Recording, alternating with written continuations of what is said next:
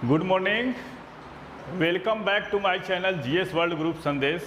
आज हम लोग करंट अफेयर से कुछ महत्वपूर्ण प्रश्नों की व्याख्या करेंगे जो राष्ट्रीय और अंतर्राष्ट्रीय घटनाक्रम के हैं।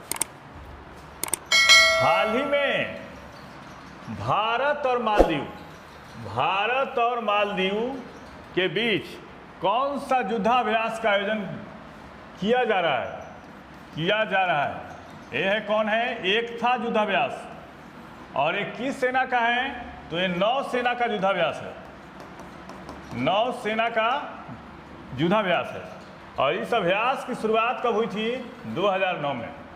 अब मालदीव के साथ अन्य कौन सा युद्धाभ्यास होता है? तो एक्यूरिन युद्धाभ्यास एक किन देशों के बीच में होता है? तो ये भारत और मालदीव। फ्रीडम शील्ड युद्धाभ्यास, ये किसके बीच में होता है? ये होता है यूएसए और दक्षिण कोरिया के बीच में। दक्षिण कोरिया आज पूरा युद्धाभ्यास का पोस्टमार्टम कर देंगे। बोल्ड कुरुक्षेत्र युद्धाभ्यास, बोल्ड कुरुक्षेत्र एक किसके बीच? भारत और सिंगापुर। आगे देखते हैं साइक्लोन भारत और मिस्र। आगे देखते हैं ऑस्ट्रा हिंद युद्धाभ्यास किसके बीच? भारत और ऑस्ट्रेलिया।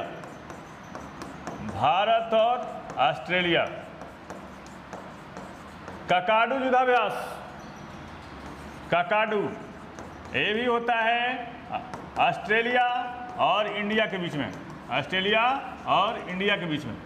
आगे देखते हैं वरुण और शक्ति, एक किसके बीच? भारत और फ्रांस। आगे देखते हैं कोप इंडिया युद्धाभ्यास,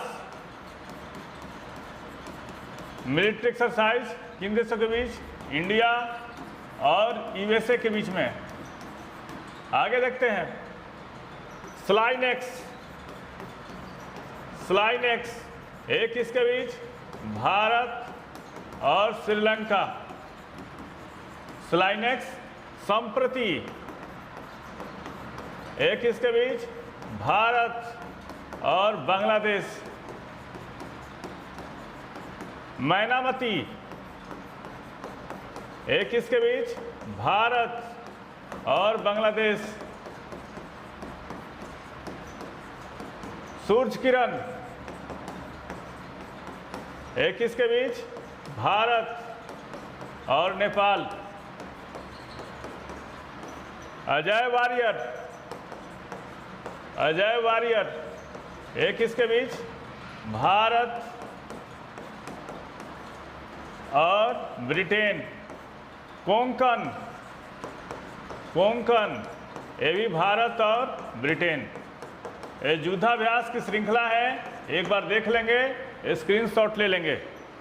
और ये अभ्यास जो है नौसेना का युद्धाभ्यास है और इसका आयोजन कहाँ किया जा रहा है? मालदीव में किया जा रहा है। एशिया का सबसे छोटा देश है मालदीव और ये अरब सागर में है और अपने शानदार पुलिनों के लिए भी जाना जाता है। और मालदीव की राजधानी कहाँ है? ये है माले। मालदीव की राजधानी कहाँ है? ये है माले। एक बार स्क्रीनशॉट ले लेंगे इसका आप लोग। ये मिलिट्री एक्सरसाइज है और इससे ज़्यादा पूछेगा तो ये युद्धाभ्यास जो होता है कहाँ हुआ, तो ऐसा ही पूछता है। एक अभ्यास था तर्कस, भी देख लेंगे आप लोग। तर्कस ये इंडिया और यूएसए के बीच में हाल ही में हुआ है, ये भी देख लेंगे।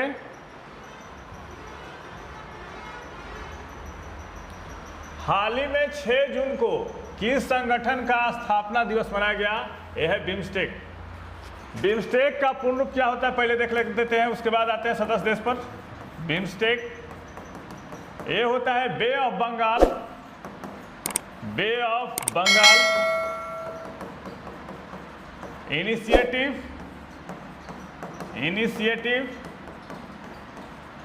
Initiative multisectoral technical economic cooperation होता है, कोऑपरेशन। आगे देखते हैं पहले कि बिम्स्टेक में कौन कौन से देश आते हैं। अब देखिए थोड़ा जियो पॉलिटिक्स में चलते हैं, तो इंडिया जो है अब सार्क को महत्व देना कम कर दिया और लुक ईस्ट की पॉलिसी की तरफ ध्यान देना शुरू किया, और उसी का ये नतीजा है बिम्स्टेक आज ज़्यादा उभार में है और ज़्यादा प्रचलित है। तो बिम्स्टेक में कौन कौन देश आता है? बांग्लादेश, भारत, श्रीलंका, थाईलैंड, म्यांमार, भूटान और नेपाल। और बिम्स्टेक एस्टेब्लिश कब हुआ था? ये बिम्स्टेक की स्थापना हुई थी 1997 में। बिम्स्टेक अस्तित्व में कब आया था? और ये जो है सारे जो देश हैं ये हिंद महासागर और बंगाल की खाड़ी के रीजन के देश हैं। आप देख लीजिए सारे बंगाली खाड़ी के रीजन के देश हैं, भूटान, नेपाल, श्रीलंका, बांग्लादेश, थाईलैंड और म्यांमार। अब संगठन की स्थापना से देख लेते हैं। तो एडीबी एशियन डेवलपमेंट बैंक की स्थापना कब हुई थी? 1966 में। आसियान इसकी स्थापना कब हुई थी? 1967 में। अरब लीग की स्थापना कब हुई थी? ये 1945 में। खाड़ी सहयोग संगठन की स्थापना कब की गई थी? खाड़ी सहयोग संगठन इसकी स्थापना कब की गई थी? ये 1981 में। आगे देखते हैं ब्रिक्स, ये अस्तित्व में कब आया था? ये 2009 में आया था ब्रिक्स।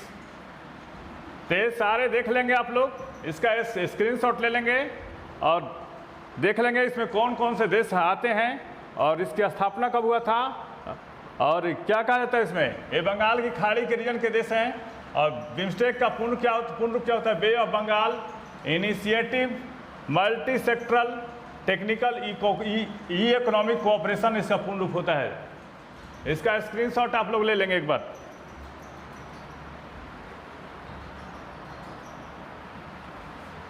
भारत का पहला अंतर्राष्ट्रीय क्रूज जहाज रवाना किया गया, उसका नाम क्या है? एमवी एक्सप्रेस है, एमवी एक्सप्रेस। और ये जो जहाज है कहाँ से कहाँ तक जाएगा? तो पहला अंतर्राष्ट्रीय क्रूज चेन्नई तमिलनाडु की राजधानी से श्रीलंका के लिए रवाना किया गया है। और यह श्रीलंका के 3 बंदरगाहों कौन? हम्बनटोटा, त्रिकोणामली और कनकेकंतुरी तक जाएगा। और भारत में सबसे लंबा क्रूज कौन चला है? ये भी देख लेते हैं कहाँ से कहाँ तक। ये वाराणसी से बोगीबिल तक चला है।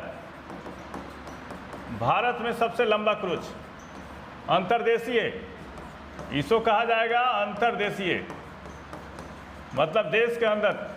ये कहाँ तक से कहाँ तक चला है? वाराणसी से बोगीबिल तक। और ये जो 51 दिनों में क्रूज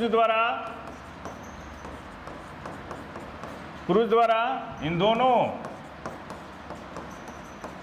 जगहों के बीच में यात्रा संपन्न होगी। ये पूछता है क्वेश्चन कि कितना दिन लगता है वाराणसी से बोगीबिल तक? 51 दिन के बीच यात्रा संपन्न करेगी। और उस क्रूज का नाम क्या है? ये वाराणसी से बोगीबिल तक जाएगा, एमवी विलास। और इसकी शुरुआत कहाँ से की गई थी? वाराणसी से, और खुद प्रधानमंत्री ने किया था। ये बांग्लादेश होते हुए कहाँ तक जाएगी? बोगीबिल तक। तो इसका नाम क्या है? MV Express. और भारत का पहला अंतर्राष्ट्रीय क्रूज जहाज रवाना किया गया, उसका नाम क्या है? MV Express. आगे देखते हैं। हाल ही में 6 जून को ऑपरेशन ब्लू स्टार की कौन सी जयंती मनाई गई? 39वीं जयंती। अब देखते हैं ऑपरेशन ब्लू स्टार के बारे में। ऑपरेशन ब्लू स्टार ये हुआ था 1984 में, जब जनरल सिंह भिंडरवाले ने स्वर्ण मंदिर पर कब्जा कर लिया था और पंजाब की स्थिति अराजक हो गई थी। तब इंदिरा गांधी ने इस ऑपरेशन को शुरू किया था। इंदिरा गांधी ने ऑपरेशन ब्लू स्टार शुरू किया था। और उस समय तत्कालीन सेनाध्यक्ष कौन थे भी पूछता है। तत्कालीन सेनाध्यक्ष एएस बैद थे। उस समय तत्कालीन सेनाध्यक्ष कौन थे? एएस बैद। बाद में इनकी हत्या कर दी गई थी। एएस बैद थे तत्कालीन सेनाध्यक्ष। 1984 में हुआ था ऑपरेशन ब्लू स्टार। हाल ही में रैंगलर कंपनी ने किसको अपना ब्रांड एम्बेसडर बनाया है? स्मृति मंधाना। और ये कौन है? क्रिकेटर हैं। 2022-23 से बने नए ब्रांड एम्बेसडर देखते हैं तो मिंत्रा के ब्रांड एम्बेसडर कौन है? रणबीर कपूर। पूमा इंडिया के एम्बेसडर कौन है? हरमनप्रीत कौर। कौन है? हरमनप्रीत कौर। और पेप्सिको इंडिया के ब्रांड एम्बेसडर कौन है? ये है रणबीर सिंह। नायका फैशन के ब्रांड एम्बेसडर कौन है? ये है जानवी कपूर। और बंधन बैंक के ब्रांड एम्बेसडर कौन है? ये है सौरभ गांगुली। इसका स्क्रीनशॉट आप लोग ले लेंगे। हाल ही में रैंगलर कंपनी ने किसको अपना ब्रांड एम्बेसडर बनाया है? ये है स्मृति मंधाना।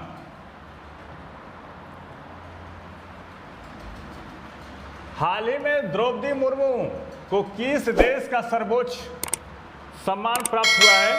तो यह है सूरीनाम। आगे देखते हैं कि सूरीनाम का सर्वोच्च सम्मान कौन सा है? The grand order of the chain of the yellow star. ये सर्वोच्च सम्मान दिया गया है। ये सूरीनाम का सर्वोच्च सम्मान। और पहली ऐसा कोई भारतीय है जिनको ये सूरीनाम का सर्वोच्च सम्मान दिया गया है। ये क्या नाम है उनका? भारतीय राष्ट्रपति द्रौपदी मुर्मू। अब देखते हैं सम्मान के बारे में। लेजा ऑफ ऑनर। लेजा ऑफ ऑनर ये किस देश का सम्मान है? ये है फ्रांस का। The order of the golden star. The order of the golden star ये कहाँ का है? वियतनाम का। वियतनाम। निशान पाकिस्तान ये कहाँ का सर्वोच्च सम्मान है? ये पाकिस्तान का सर्वोच्च सम्मान है। इसको एक बार देख लेंगे आप लोग। हाल ही में आरबीआई गवर्नर शक्तिकांत दास ने कौन सा ऐप लॉन्च किया है? अंतर्दृष्टि ऐप लॉन्च किया है। अब आरबीआई के बारे में देख लेते हैं। आरबीआई के बारे में, आरबीआई की स्थापना जो हुई थी भारत सरकार अधिनियम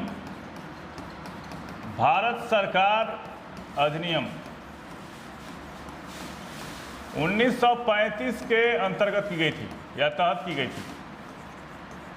थी। ठीक है। आरबीआई की स्थापना कब? 1935 ईस्वी में। इसका राष्ट्रीयकरण कब किया गया? राष्ट्रीयकरण किया गया 1949 में। इसके पहले गवर्नर कौन थे? पहले गवर्नर एस बॉर्न स्मिथ। आगे देखते हैं। पहले भारतीय गवर्नर कौन थे? पहले भारतीय गवर्नर एक कौन है? सीडी देशमुख। बैंकों का बैंक किसको कहा जाता है? बैंकों का बैंक ये कहा जाता है आरबीआई। और कौन ऐसा बैंक है जिसमें कोई खाता नहीं खोल सकता है? कोई खाता नहीं खोल सकता है,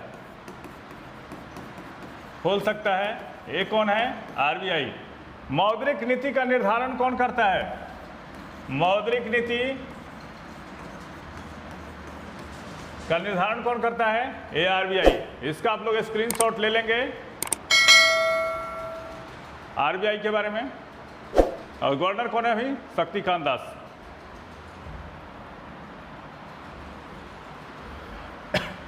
फीवा 3x3 पुरुष विश्व कप किस देश की टीम ने जीता है? ये सर्बिया। और महिलाओं का विश्व कप किसने जीता है? ये यूएसए ने जीता है। ये करंट का क्वेश्चन है, आप लोग देख लेंगे एक बार और इसका स्क्रीनशॉट ले लेंगे। सुलोचना दीदी का निधन हो गया। ये कौन थी? ये बॉलीवुड अभिनेत्री थी, इनका निधन हो गया। और पूछेगा शख्सियत के बारे में कि सुलोचना देवी का संबंध, सुलोचना दीदी का जो होता है निधन हो गया, वे किस क्षेत्र से थी, तो एक अभिनेत्री थी, इसको देख लेंगे आप लोग। हाल ही में टाटा ग्रुप ने किस राज्य में भारत की पहली lithium ion cell manufacturing giga factory स्थापित करेगा? ए गुजरात में। पहले देख लेते हैं लिथियम। सबसे हल्का धात्विक तत्व कौन सा है? सबसे हल्का धात्विक तत्व एक कौन है? लिथियम है। लिथियम त्रिकोणीय देश किसको कहा जाता है? लिथियम त्रिकोणीय देश किसको कहा जाता है? बोल्विया, अर्जेंटीना और चिली को कहा जाता है। इसका यूज कहाँ होता है? इलेक्ट्रॉनिक गैजेट में, इसका यूज किया जाता है।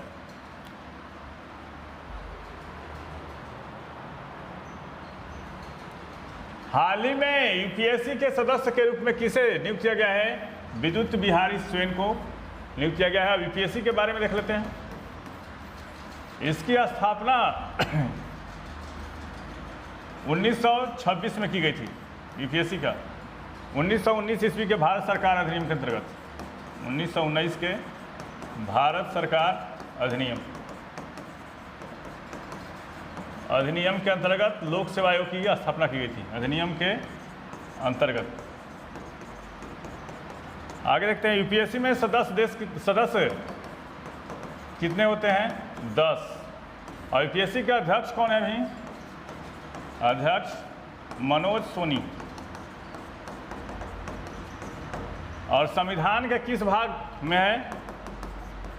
संविधान के किस भाग में है? किस भाग में? तो ये 10वें भाग में है। और किस प्रकार का बॉडी है? तो संवैधानिक संस्था है। क्या है? संवैधानिक संस्था है।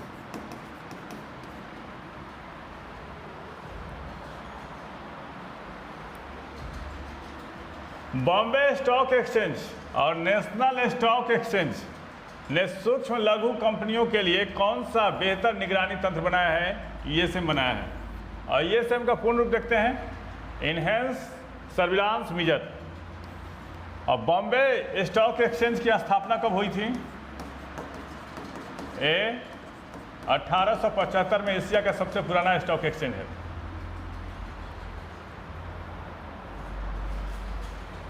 बताइए सेशन कैसा रहा? अगर अच्छा लगे तो लाइक करें, सब्सक्राइब करें, शेयर करें। अगर कंटेंट अच्छा है तो लाइक करें, नहीं तो डिसलाइक भी कर दें भाई, कोई दिक्कत नहीं है।